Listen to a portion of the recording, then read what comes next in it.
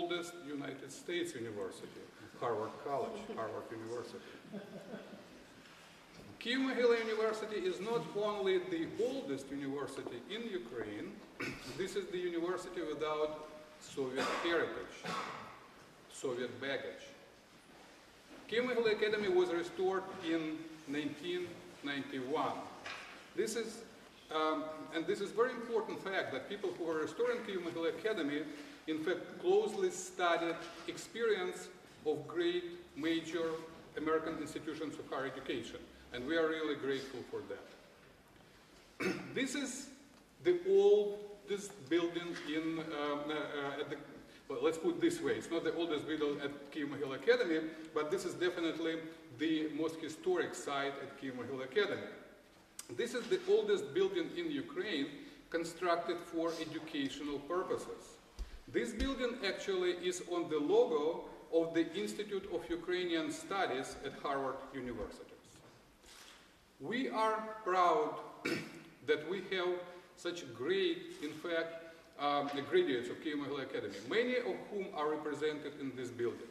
Kyiv-Mogila Academy graduates, currently among them about 10 members of the Ukrainian parliament of them, 4 members of the Ukrainian cabinet affiliated with Kyiv-Mogila Academy. They are either graduates of this university or people who are teaching at this university. We have actually the ambassador of Canada, who is a person he attended Kyiv-Mogila Academy. Perhaps that the next ambassador of Ukraine to the United States would be our graduate as well. Who knows? We are grateful to the United States. We are grateful personally to Ambassador Pyatt for his greatest contribution during the toughest time that Ukraine time period that after Maidan. The situation, of course, in the East is very problematic for our university and for our country, for our university as well. And I would like to emphasize that we are grateful to the United States for the greatest contribution, and we are grateful personally to the Ambassador Pyatt. I would like to present Ambassador with a small gift. This is a coin that was actually to commemorate 400th anniversary of Kyiv-Mogila Academy, and it also has a logo of this building. Mr. Ambassador, I understand that you will have to file some paperwork for all these gifts, but nevertheless, this is a pleasure to present.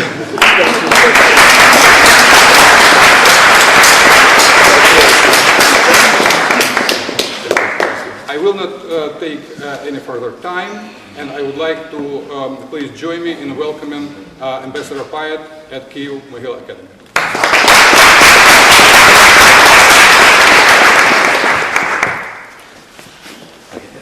Ubiquity and unity in leadership, these are the words that have defined our alumni for centuries. Why ubiquity? Because starting from these alumni on these portraits until now, we have been leaders in each and every factor of Ukrainian statehood. We have military leaders, country leaders, patriarchs of church, great poets, musicians, and philosophers. And nowadays we have the same, because education and science in Ukraine is led by Minister Kyiv. Yes? Agriculture is led by Minister Pavlenko. Economics is led by 2 deputy ministers, Yulia Kovaliv and Yulia Klimenko, okay, and directors. Information ministry and also regional development is led by Gennady Zubko. All the humanitarian question of president administration is led by deputy Rostislav Pavlenko, and you see in each direction we have influential Kyiv-Mogila alumni. What unites us?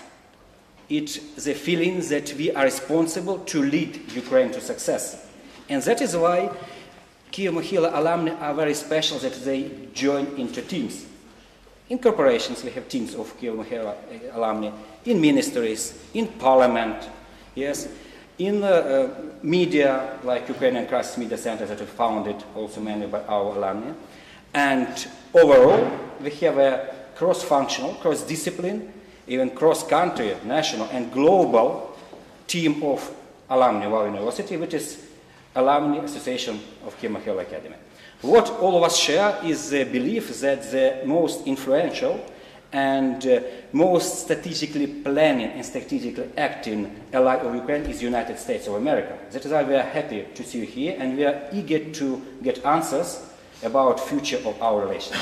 And now I pass the microphone to Andrew for starting our, or maybe you want to tell some words? Dear ladies and gentlemen, of course the ambassador will speak, but first several words from me. First of all, this is a great honor for me to moderate this meeting because I am not very often present at conversations where on both sides are such distinguished people. That's why I will be mostly silent during the conversation because I will have to listen. However,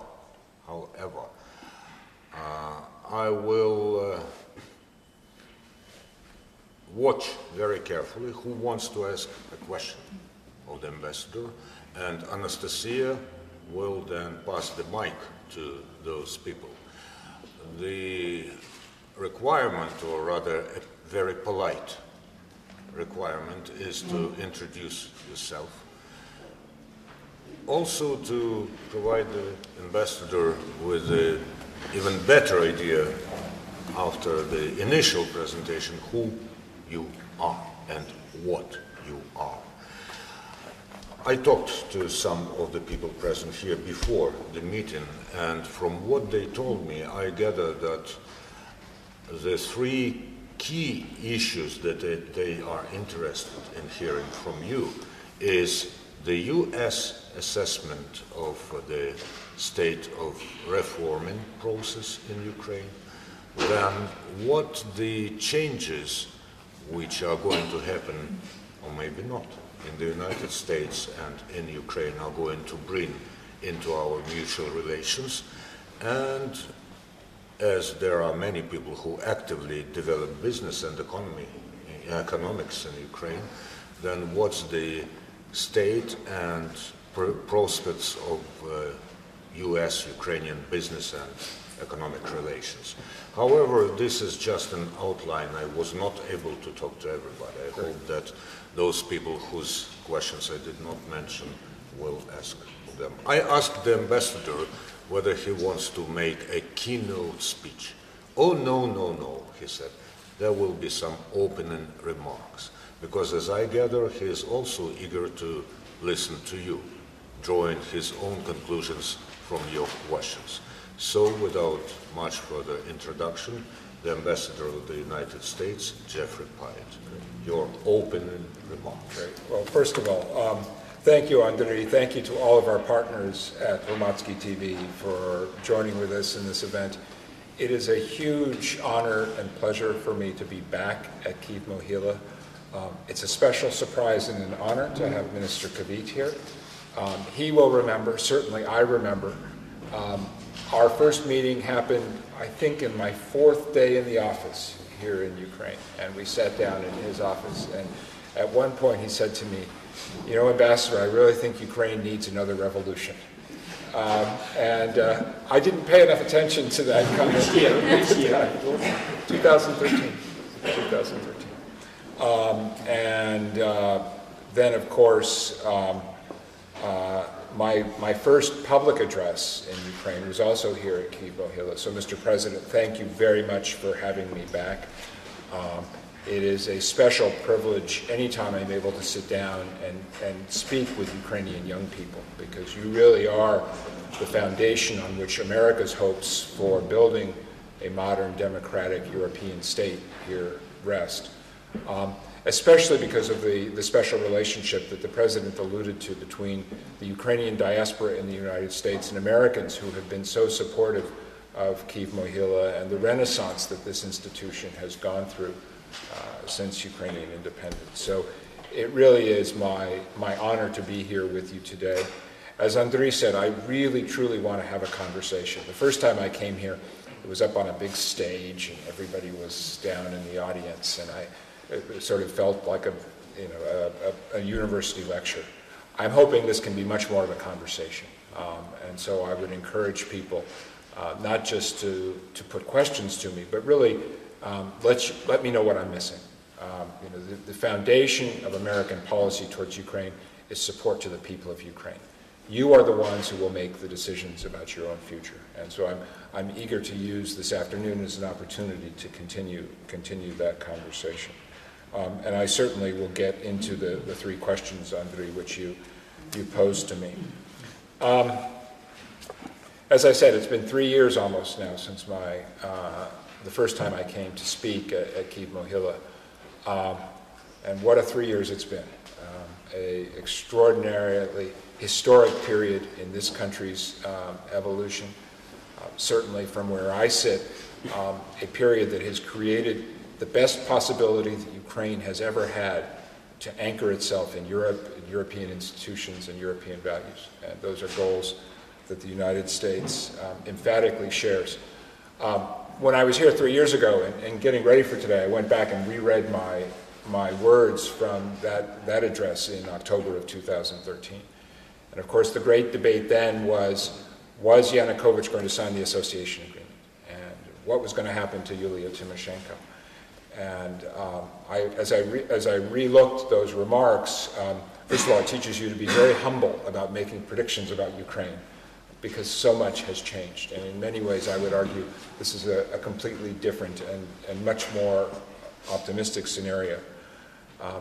You look at what's changed. You've had 3 good elections, the freest elections that Ukraine has ever had. You have selected a new Rada, which includes, as you pointed out, a number of Kyiv Mohyla graduates, which has a critical mass of young people who are new to politics and are committed to building democratic institutions that are answerable to the Ukrainian people, so that government serves the citizens and not the other way around. You've implemented your association agreement. The big question mark that hung over Ukrainian politics in those days 3 years ago has now been answered. Ukraine is anchored in European institutions through your signature of the association agreement, your DCFTA, and the clear commitment to move towards European values, European standards of rule of law. You've stabilized your economy. You've rebuilt your reserves. You've stuck to your IMF agreements. As painful as that's been, it's incredibly important as a demonstration of the Ukrainian leadership's commitment to root out the habits of corruption that have done so much in the past to hold this country back. And you've begun to build new institutions. None more important, I would argue, than the new patrol police, which the United States has helped to establish, and which plays such an important role, in my mind, in helping to rebuild the faith that the Ukrainian people have in their government institutions, which is, I think, one of the most valuable assets that the patrol police has managed to establish, that confidence and that trust. You can't put a price tag on it, but it is key to building democratic governance and helping to build a sustainable future for this country. Obviously, there are many challenges, and I'll talk a little bit about that this afternoon. But I honestly believe that 2016 should be the year in which Ukraine's leaders, Ukraine's politicians, the government, the president, and all of you can build the institutions and the practices which guarantee that there is no going back, that Ukraine won't need another revolution, that there won't be further cause to doubt Ukraine's place in Europe and among the European family of nations, to make the changes that have occurred in this country irreversible, and to guarantee that Ukraine never again will have to suffer under the kind of authoritarian post-Soviet regime that characterized the Yanukovych period when I first arrived here. You know, one of the great privileges of my job is that I get to travel around Ukraine a lot. I think I've seen more of Ukraine than most Ukrainians. I've seen the spectacular sea cliffs of Crimea. I've been to the top of Hoverla, the highest mountain in Ukraine. I've seen the sunflower fields of Donbass at the peak of the summer when they come up higher than your head.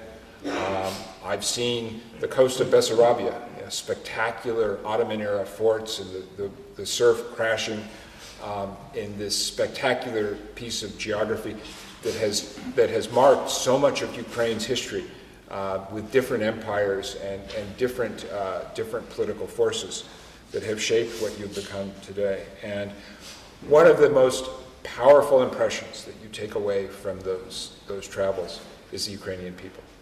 You know, the greatest strength of this country is its human capital, its civil society organizations, your culture, your pride, the deep sense of patriotism that the bitter experience of the past 2 years has helped to reinforce.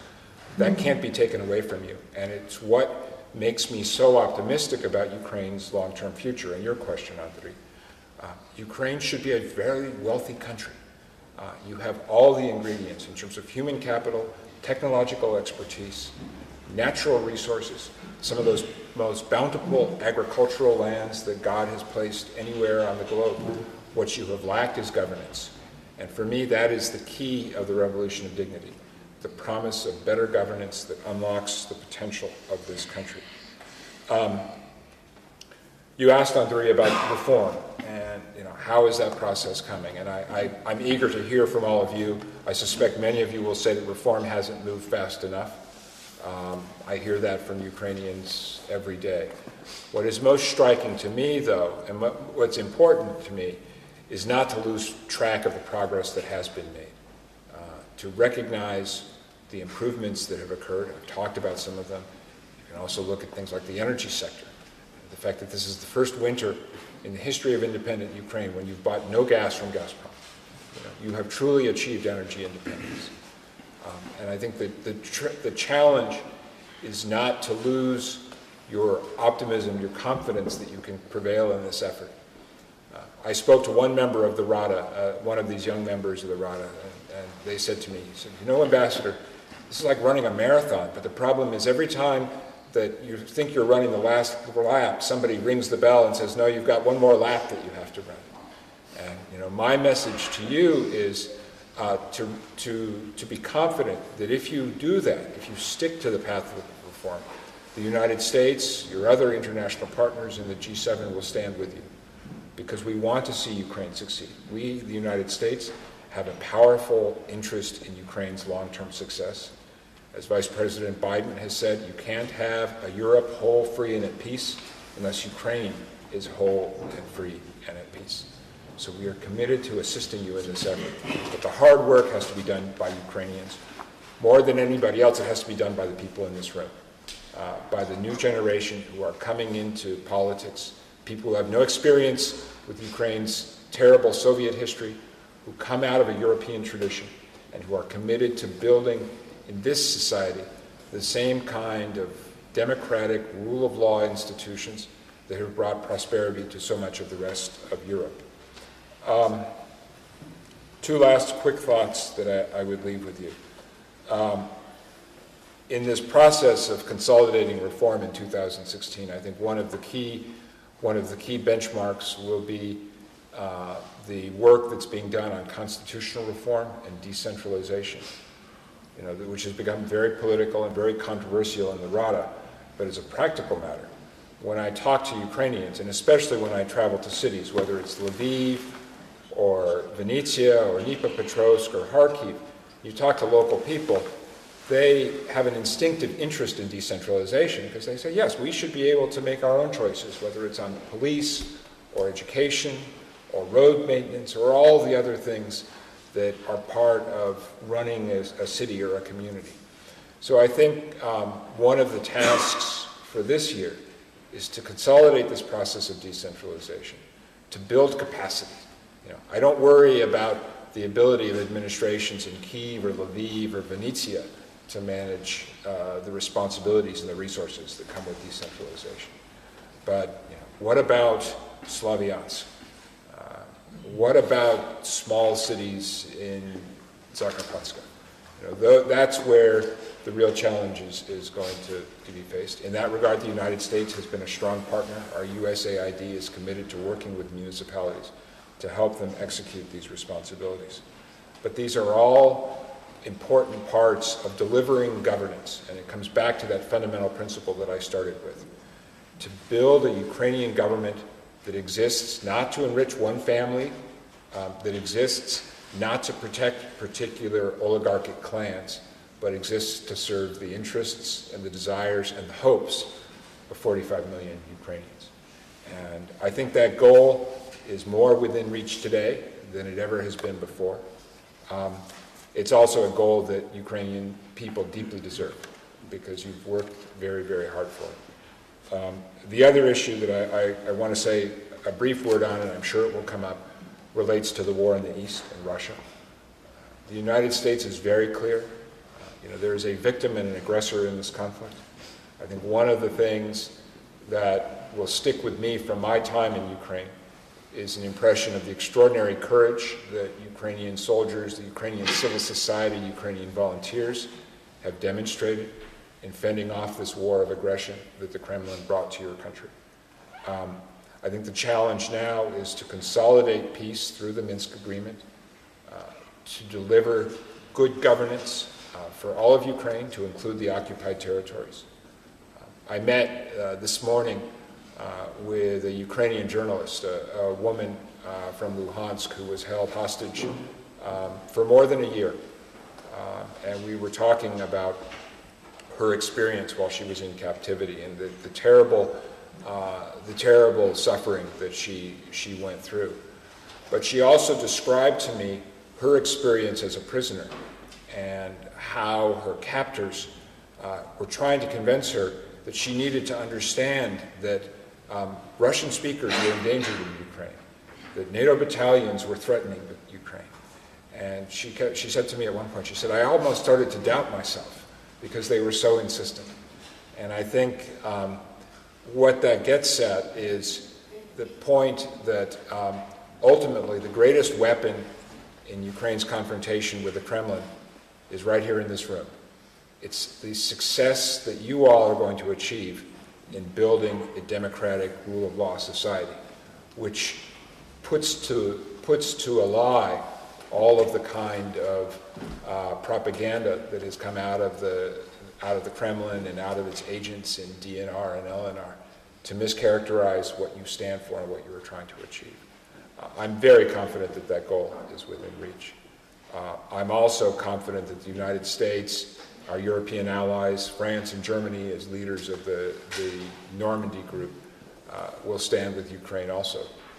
As long as you continue to implement your side of the Minsk bargain, we will make sure that Russia is held to account for what it has done, its violation of your territorial integrity, first in Crimea with the invasion and thereafter through this terrible, terrible war that has produced more than 9,000 casualties in Donbass. In this regard, and I'll finish up, I would really applaud the effort, as the President was explaining to me, that Kyiv Mohyla has made to establish a faculty and a program in post-traumatic stress and rehabilitation. It is so important that the Ukrainian volunteers and soldiers who have fought in the East be properly assisted with their reintegration to Ukrainian society. So, Mr. President, thank you for what Kyiv Mohyla is doing in that regard as well. So, Andrei, I will stop with that. And as I said, what I really hope to have this afternoon is less of a university lecture and much more of a conversation. And I'm delighted to be able to do it in this beautiful room that is so evocative of the incredible history that this institution has. I think you have preempted a lot of questions that may be raised in this audience, but still, of course, it's impossible to look ahead and guess every question. Why I am insisting on the word question? We call upon you not to make this just statements, because then the ambassador will probably not comment, and the conversation will not be a two-way conversation. So, yes, your assessment is welcome, as I gather from the words of the ambassador, but please finish your remarks with a question put to our guest. Meanwhile, as I see no raised hands, yes, please. Hello, everybody. Tatiana Ostrikova, member of the Parliament, Samopomich Political Faction. Your Excellency, you know and all of us know that Ukraine survives a deep political crisis today. And overcoming of this crisis lies not in personalities. It doesn't matter the surname Dereska, Yatsenyuk, or Groisman, or anyone other. But overcoming of this crisis lies in structural reforms of existing political system, oligarchic system. Up to you, what should be done in order to change this existing political system, and in order to overcome the crisis, in order to renew the trust of people, of parliament, and to renew the normal way of coalition and government? Thank you. So that's a terrific question. Thank you for it. Obviously vitally important. We're hoping for a terrific answer. Yeah, I'll give it my best shot on 3. You know, soon after his resignation, Minister Abramovicius talked about the Rada and all of you and your colleagues, and he said, half of them are there to reform and build a new country, and half of them are there to make money. I can't dispute his assessment of the balance, but I will tell you that's 50% better than what it was when I came to Ukraine in 2013. And that's what makes me so hopeful, that you now have a Rada where there is a critical mass of Rada members, a lot from your party, from Samopomich, but from all political factions, from literally every single political faction has members of this new generation who are committed to reform, who are not there to work for one oligarchic group or another, but in fact are there to build a new country. And so the most important thing is don't give up. Keep at it. Keep doing what you're doing. And know that in fighting against this oligarchic politics, all of your international partners want you to succeed. We all recognize that Ukraine's long-term prosperity and stability rests on breaking the back of this model of oligarchic politics, which was the legacy of your Soviet history, and which was also, I think, to some degree, a function of how Ukraine achieved independence. Somebody who's not a politician, but I respect a lot, he said to me, Ambassador, our problem as Ukrainians is that independence just fell into our lap. 25 years ago, we just woke up one morning and suddenly we had it, it was there, but we never really had to work for it. And he made the point to me, he said, but now we've had to work for it. We had the Maidan, the Heavenly Hundred, and now this confrontation with the Kremlin. So we've all made incredible sacrifices. We have to deliver now. We have a sacred obligation to deliver on that. I would agree with that friend. I think there is, as Vice President Biden said when he was speaking with all of you in the Rada, you all have a sacred duty, not just to the Ukrainian voters who put you into office, but to all the people who have made so many extraordinary sacrifices over the past 2 years.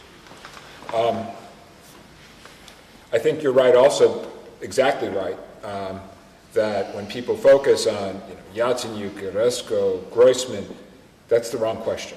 It's not who, but what.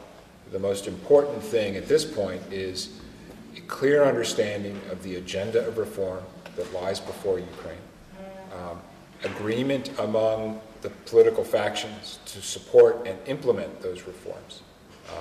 And when I say the political factions, it really is everybody. And part of what I think has created this impasse is that you have large portions of parties that are part of the governing coalition who themselves began to rebel against the reform agenda. My view is you have come much too far to give up all the hard work that you've done by now backsliding on the reform process. Sometimes in life, when you're climbing up a mountain, you get close enough to the top, and it's much safer to get up to the top and go down the other side than to try to back your way down the ropes.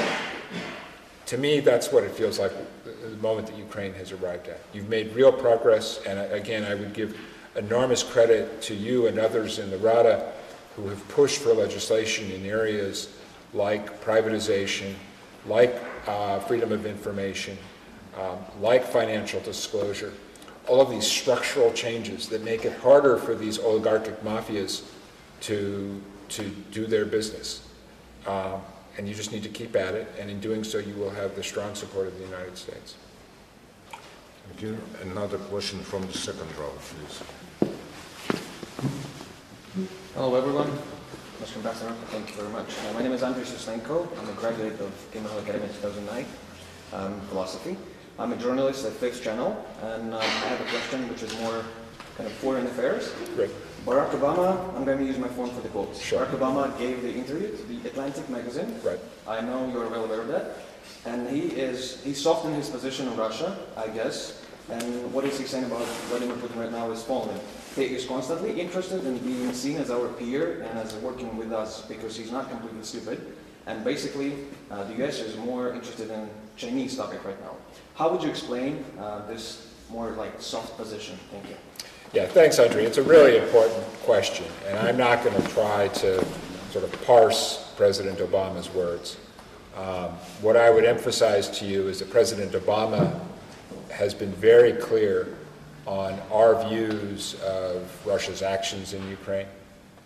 I'll say, sitting here at the university, I think you have been lucky that right now we have an American president who's a constitutional lawyer and a scholar, because I can tell you he has had a very scholarly black and white view of Russia's actions in Ukraine, Russia's violation of Ukraine's territorial integrity. He has made extraordinary efforts to exercise international leadership, working with our European partners, first to ensure a resolute reaction to the illegal annexation, the invasion of Crimea, and thereafter to maintain unity on sanctions as regards Russia's aggression in the East. I think that's one of the things that surprised Vladimir Putin. There are a lot of things that surprised him. I don't think he counted on the strength, the resilience of the Ukrainian people.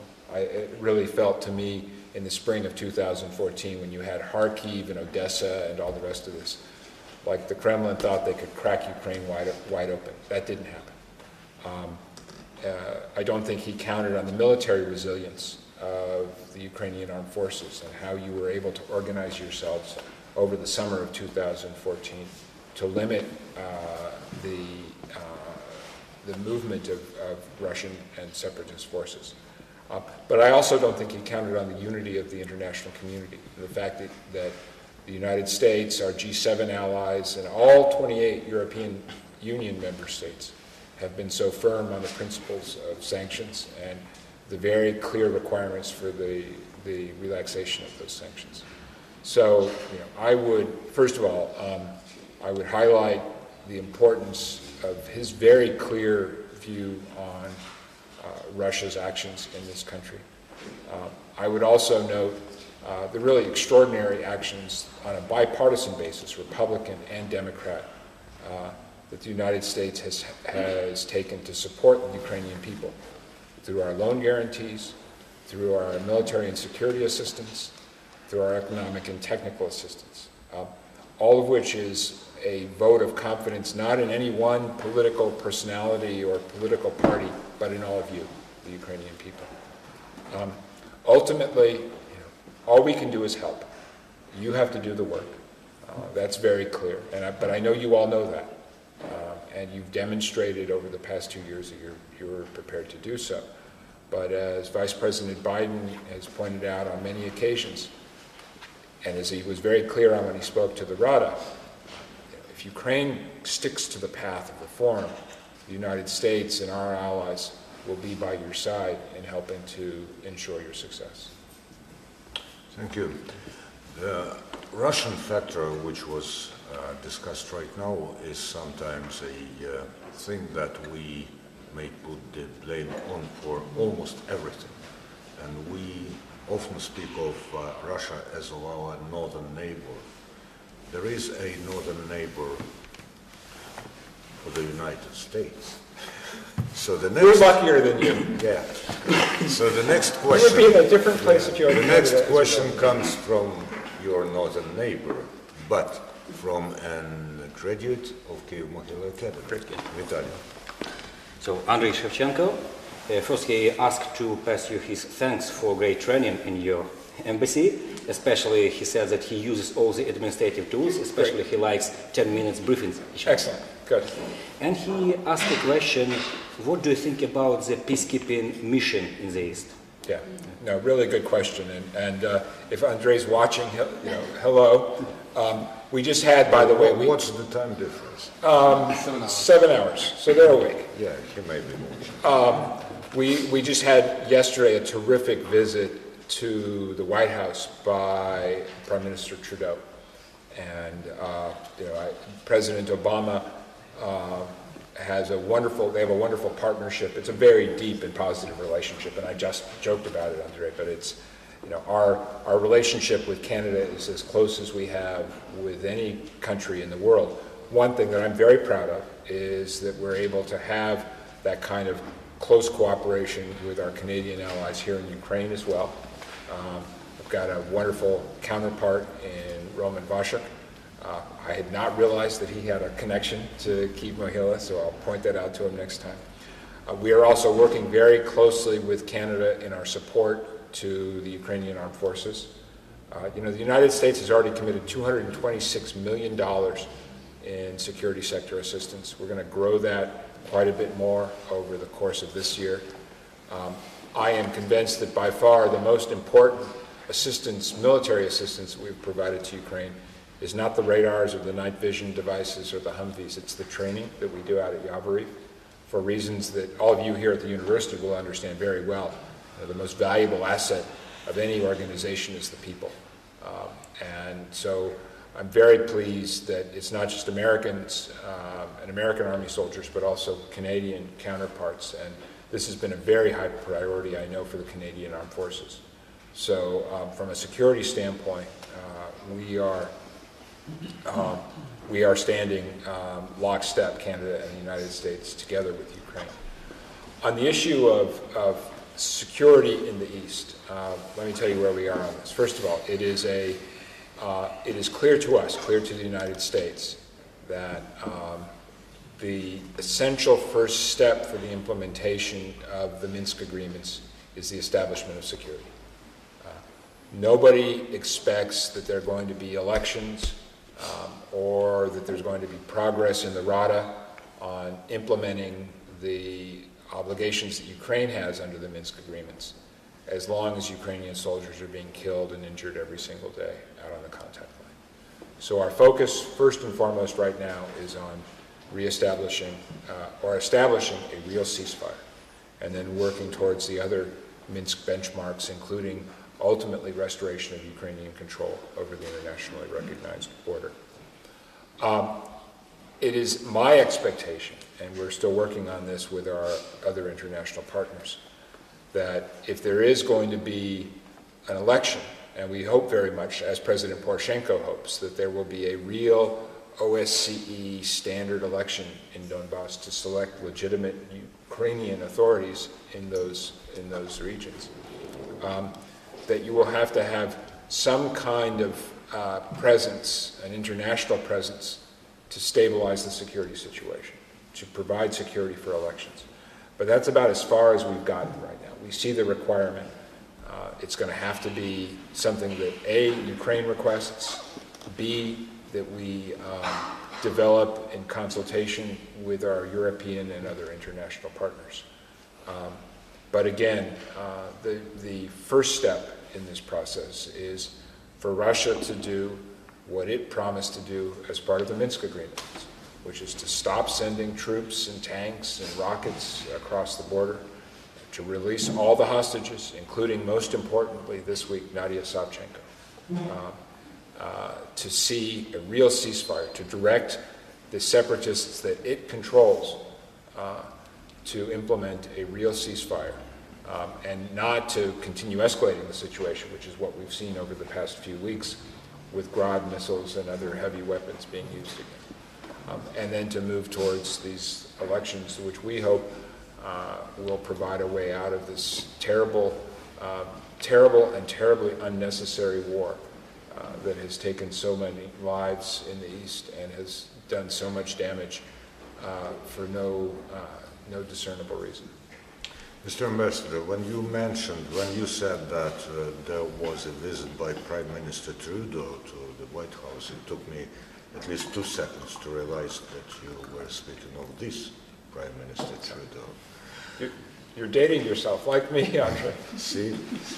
So the question is, how often and in which cases you get the feeling of déjà vu when you watch the Ukrainian situation?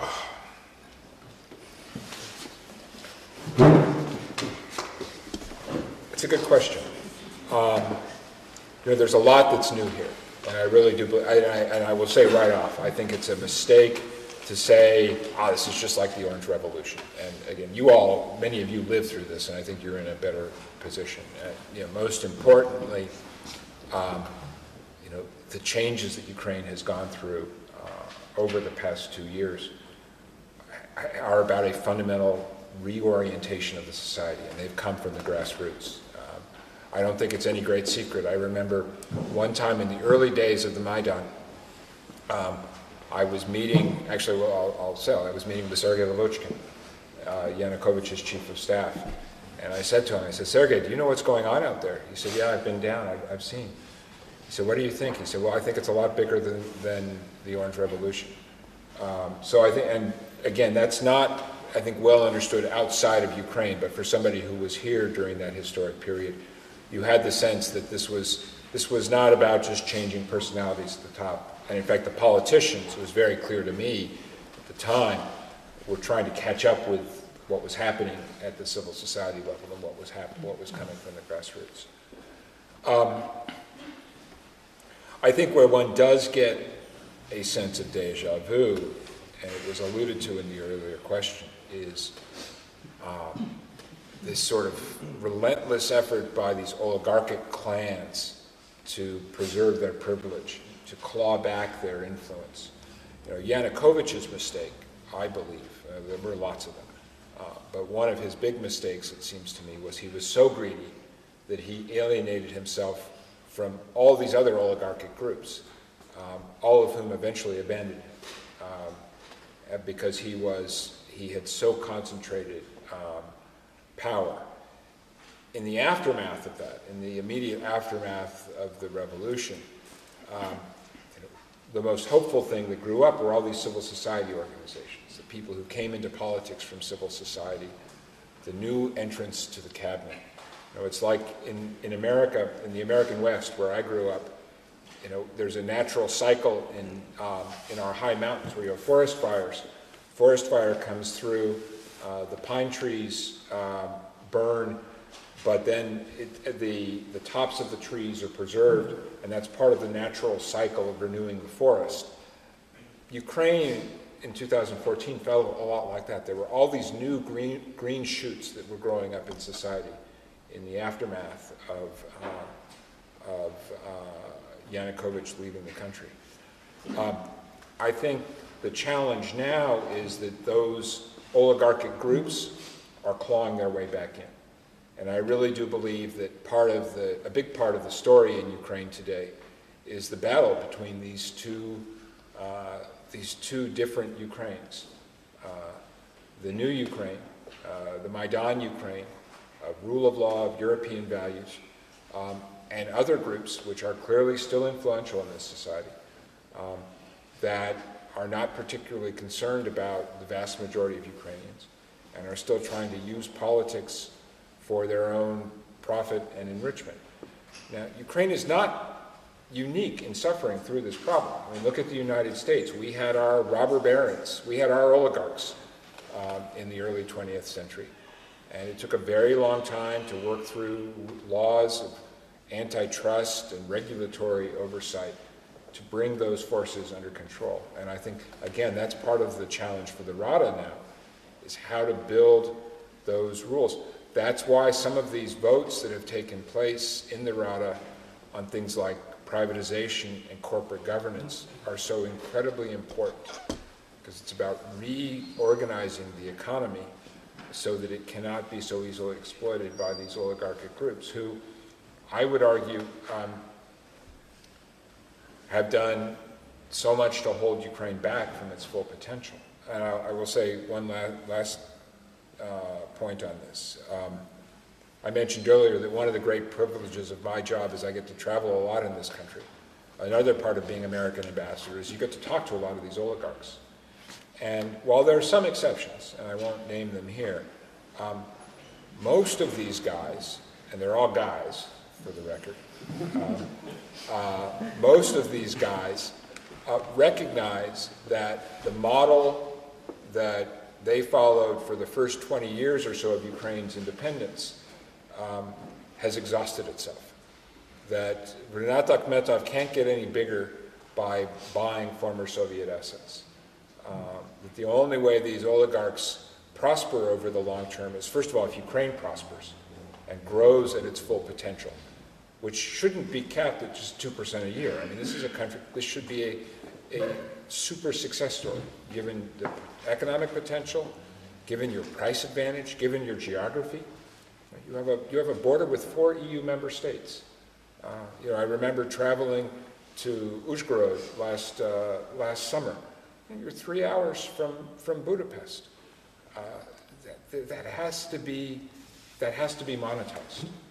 You have so much potential there, and again, whether it's chemicals, metallurgy, agriculture, food, all of these are areas that are ripe for additional investment and ripe for economic growth, but only if there's a level playing field, only if foreign investors know that if they come to Ukraine, they're not going to be ripped off in court, they're not going to be challenged by somebody who's connected to one oligarchic group or another. So again, I come back to the enormous burden on the shoulders of everybody in the Rada today, because you are the architects of a new Ukraine, and I am absolutely convinced that Ukraine will never have a better opportunity to put itself on the path to sustainable European growth. This is your moment. Another question from the audience. Yes, please. So, My name is Mr. Mazin. I'm chair of English language department at Kyiv Academy. We are all thankful to the United States and your embassy for the long-term support of educational initiatives, and in particular to the development of the English language, now to the Europe English language in Ukraine, and to such initiatives as Ukrainian speaking in particular. And my question is, what do you see as the nearest or long-term priorities in cultural educational cooperation between the two countries in terms of helping also Ukrainians to overcome some as well post-Soviet traces of thinking? I think that all the changes in our country will become possible if the people change really. And thank you for help to the English language as well. We hope that it will support will continue after this year as well. Yeah, great. Well, first of all, thank you for the kind remarks. I'm very proud of our partnership with the team at Go Global and Ukraine Speaking. We are working with our embassy public affairs team. I'm also delighted that we continue to grow our Peace Corps presence in Ukraine, and Peace Corps will continue to have a major role on these issues of English language training as well. Minister Kyiv will remember when I was here 3 years ago, a major focus of my speech was sort of Ukraine in the global economy. And I said that one of the things that I had sensed in my first weeks on the job was that the Ukrainian political debate was too inward-looking, and it wasn't enough connected globally. And it's a problem, a challenge that the United States faces as well, because we're both big countries. And so we spend a lot of time dealing with our internal stuff. I think that point about recognizing where Ukraine fits into the global scenario is as important today as it's ever been. It was interesting to me, we were delighted to see this visit that a delegation of Rada members made to Brussels last week. One of the faction heads who was there, I sat down and I talked with him when he got back, and I said, so what was it like? He said, well, Ambassador, it's really striking to me how small Ukraine feels when you're sitting in Brussels and seeing everything else that's going on in the world. And I think that's it's an important lesson. And it cuts two ways. On the one hand, Ukraine has never gotten as much international attention and as much international support as it has gotten over the past 2 years.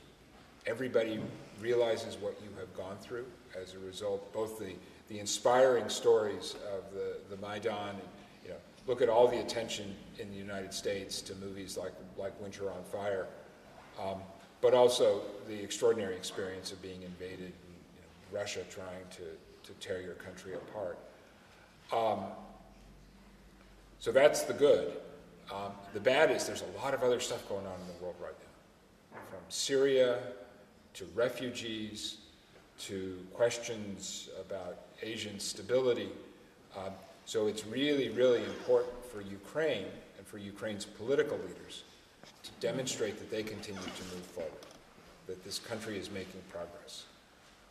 Because, and especially I now speaking for the United States, to the extent Ukraine continues to move forward, I have no doubt at all about the commitment that the next president of the United States will have, whoever she or he is, to sustain the commitment that President Obama has made. But on the other hand, if the politicians, the leaders,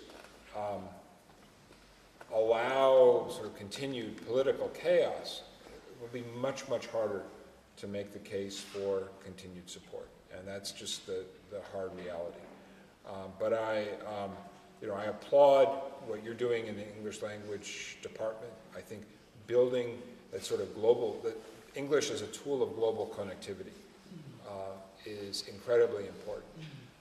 And I think also, as the Go Global team regularly points out, the long-term goal isn't just English, but all European languages, and helping to build Ukraine's ties to Europe so that, as I said, so that this revolutionary change that you've been through over the past 2 years truly is irreversible. Before I pass the word to Vitaly, you named the good, the bad, what's the ugly, and can we do it? Can we do away with it with a fistful of dollars? The ugly is the corruption. There is no bigger challenge to Ukraine's long-term success in my mind than continued tolerance for corruption. The Rada has done a good job in building new institutions. We are committed to supporting the NABU, the anti-corruption prosecutor. We hope very much there will be a new prosecutor general chosen who enjoys credibility and support from the Rada, from Ukrainian civil society. But this has to be rooted out. I think it does so much damage, first of all, to your economic potential. It holds you back, holds back the whole country. But it also drains confidence in institutions, in government, if people believe that corruption is the way you get by, the way you get ahead. I recognize this has very deep roots. It can't be changed from one day to the next. I think one of the areas where Kyiv Mohyla has distinguished itself is in trying to root out the problem of corruption in universities, in education. And from the stories I hear, it doesn't start in universities. My wife is a teacher here, and she has a lot of teaching colleagues who have young children who are in Ukrainian schools, and the kind of the stories, and all of you who are parents have the same stories, the kind of petty corruption which saps confidence, drains confidence in institutions. Sort of that is by far the number one challenge, or as you put it, Andre, it's the biggest ugly. Yeah, and from my own experience, I can tell you that even those of us who are grandparents do need this problem. Yeah. Vitaly, do you have a question from yourself, or again from... Yes, it's a question from our emeritus member, Alexander Serdyuk. Would you see a possibility to change format of Minsk agreement to any other one, but was with much more influence and involvement of USA? Yeah, so the simple answer to that for now is no. You know, we're going to stick to the Minsk format, the Normandy format. We're about supporting our Normandy partners. You know, we are very deeply integrated into this process. You know, Foreign Minister Steinmeier was in Washington 2 weeks ago before the last meeting in Paris. The day after the Paris meeting of foreign ministers, our Deputy Secretary of State was in Paris meeting with National Security Advisor Arro and with the Foreign Minister. So we're doing as much as we can to support our European allies. I don't see any prospect for now of trying to change that.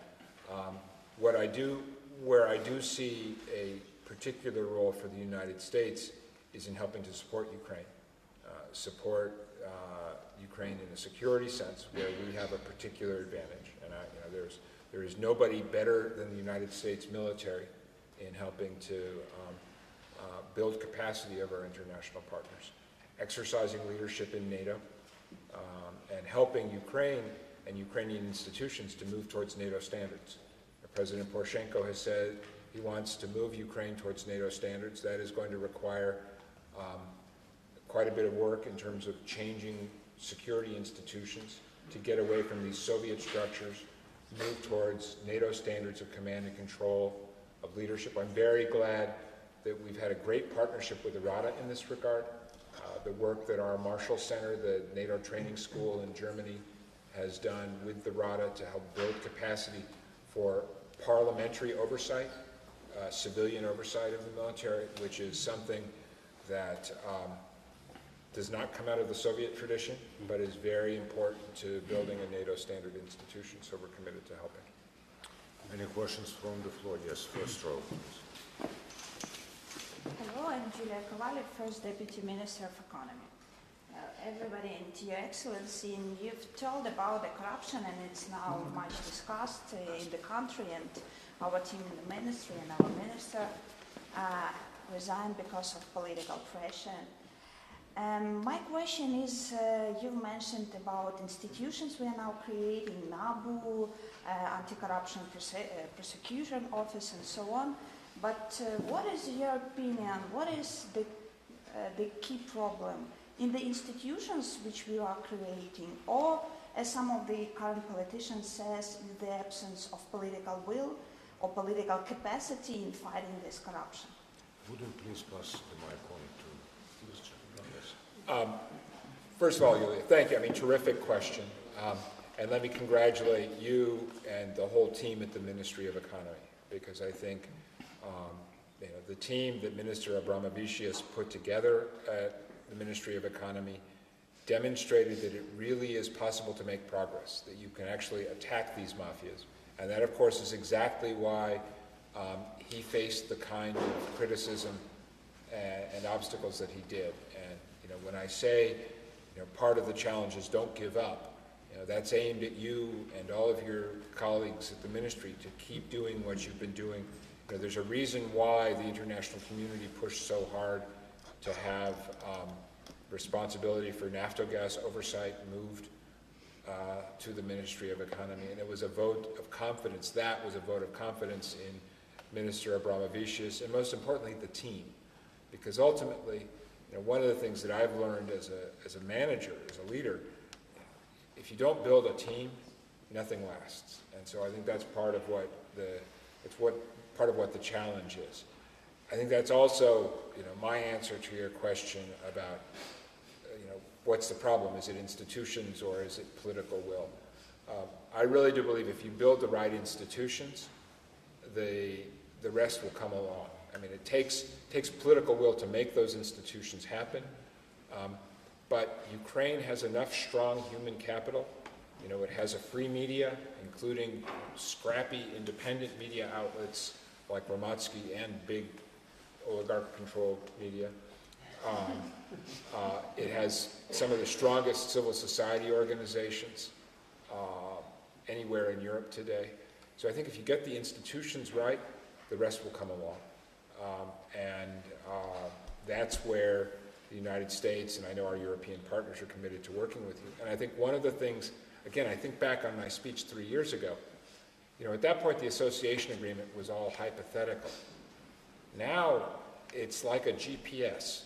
It tells you where you need to go. It provides a very clear set of obligations in terms of changes to regulations, to laws, and it's a roadmap to a course that many of your Eastern European neighbors have also followed with great success. So this is not a matter of sort of being lost in the desert and having to figure out where do you go. You just have to follow the map. And that's a choice that the Ukrainian people clearly have made. As we are nearing the end of the time that we have, please be very concise, because I want to ask one final question. Of course. Go ahead. My name is Bohdar Kovalev. I work as a lawyer at ECDAP program of Department of Justice of US. And my question is the next. It's very painful question for most of Ukrainians, the language issue. As you know, on one hand we have the rapidly decreasing number of Ukrainian-speaking citizens, and on the other hand we have Russian troops that came to Ukraine to protect Russian-speaking Ukrainians. To be sincere, does it really matter for United States from your point of view on which language do Ukrainians speak? No, is the short answer. And I think if you look again, I'll talk about Prime Minister Trudeau. If you look at his press conference with President Obama, he switched seamlessly between French and English. This is a choice for Ukrainians to make, and we will respect whatever that choice is. But I think one of the things that the brilliant aspects of Ukrainian culture, in my mind, has been your success at building an identity which is not uniquely rooted in ethnicity or language. It synthesizes all of the strands of Ukrainian culture. I think it's fantastic that your nominee for Eurovision this year is a Crimean Tatar. Jamala is both a symbol of Ukrainian resilience, but also somebody who, of course, her mother tongue is Tatar. So I think, finding a way to celebrate that identity in a manner that is inclusive rather than exclusive will make Ukraine stronger over time. Every country goes through their own experience with this, including my own, which is the ultimate melting pot country. What I would emphasize is these are choices that you, as Ukrainians, ultimately have to make. Sometimes we do not see paradoxes in very simple things. When Professor Mazin thanked the United States for the help in learning the English language, I thought that Ukraine in many cases may help learn Russian language to some people who want so much to allegedly protect our Russian language compatriots. And of course there's an issue of creating the institute of putting to norm the variety of Russian that is being spoken in Ukraine, but that's just an aside. My final question to you, Mr. Ambassador, is, there were several flashbacks in my memory when you spoke. One we identified very easily about the Prime Minister Trudeau of those times. Again, when you, in the very beginning, said that I've seen the Dnieper, I've seen the coast of Bessarabia and so on, I remembered a song by my favorite British rock band Slade, which is called Far, Far Away, and which says, I've seen the yellow lights go down the Mississippi, I've seen the beauties of the world, and they are for real. So my question for you, what is your feeling? To which extent Ukraine is for real? I think it's very real. And, let me go back to the language point on this for a second. I have so many memories from my time here, and I've been privileged to be in Ukraine during a truly historic period. But one of them that I will remember for a very long time was the extraordinary evening, the Okeanelzy 20th anniversary concert at Olimpinski in summer of 2014. So at the very peak of the war. And what I remember about that was, and something, I don't know if this was Slava or who was responsible for it, but the opening band at that concert was from Kramatorsk. They were a Russian-speaking, sort of scrappy rock and roll band from Kramatorsk. And I remember looking out at this enormous football stadium, 80,000 people. There must have been 75,000 Vyshyvanka out of those 80,000. And I don't think anybody cared about whether these guys were singing in Russian or Ukrainian, or whether they were English for that matter. or English, or whether they were from, Kramatorsk, or in Slava's case, Lviv. They were there because they were all different strands of Ukrainian culture. And I think, this is Vladimir Putin's single most important error of judgment about this country. He famously has said at one stage, Ukraine is not a real country. Ukraine is emphatically a real country. You have demonstrated that beyond any doubt, especially over the past 2 years. You have begun to build the elements of that identity, which are not just language or clothing or food, but are also rooted in political culture and this demand for a European standard of governance. And I remember talking to Minister Kyiv once about the revolution of dignity. And I don't know if you were the one who invented that. You were the first person I heard use that phrase. And I think that's a very important aspect of understanding what Ukraine stands for today. Ukraine stands for dignity. It stands for the right of individuals to choose their own future. And those are principles which are both universal but also deeply, deeply resonant for us as Americans. And it's why I'm confident, as I said earlier, that our support for Ukraine is something that's going to endure, regardless of what happens in our elections, as long as Ukraine continues to march forward on the path of reform. Ladies and gentlemen, Geoffrey Pyatt, the Ambassador of the United States.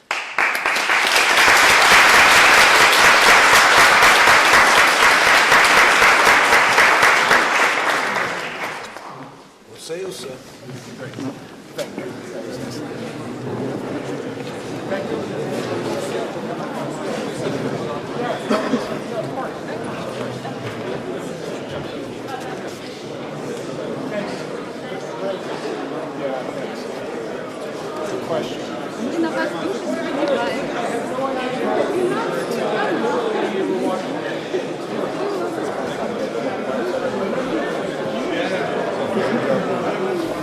Дякую дуже вам.